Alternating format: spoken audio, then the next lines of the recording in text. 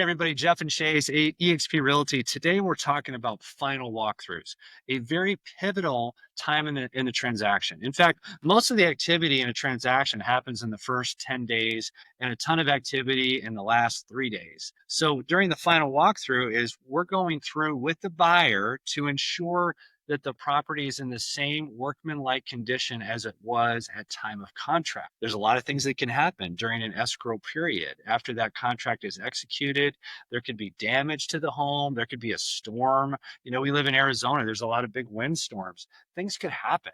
And if the seller doesn't disclose those things to us, that's a problem.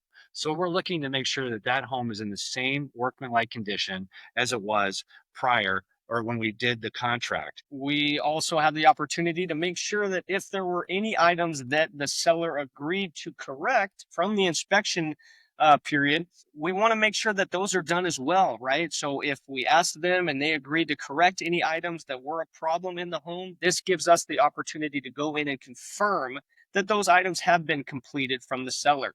Now, say we go in there and we see that they are not corrected, then we have the opportunity to issue a cure notice to the seller, and that gives them 3 more days to remedy that issue and get those items corrected. So that is a huge part of the final walkthrough to make sure that those items were completed. And then we like to take it a step further, and oftentimes after the final walkthrough, a day prior to close, we try to pop in there again to make sure that the home is in good condition, that nothing has changed, that everything is in order for closing. These are very important. It's a very important thing to complete. Absolutely. In fact, the Arizona residential purchase contract gives a lot of protections to the buyer, all the way from earnest money to a possibility of getting earnest money back if they don't even have their loan approved. As long as they give a good faith effort to getting a loan approved, that's another protection. This is the very end of the transaction, and there's protections around that. So that's where Chase and I get in there and make sure everything's in good condition. Repairs have been done.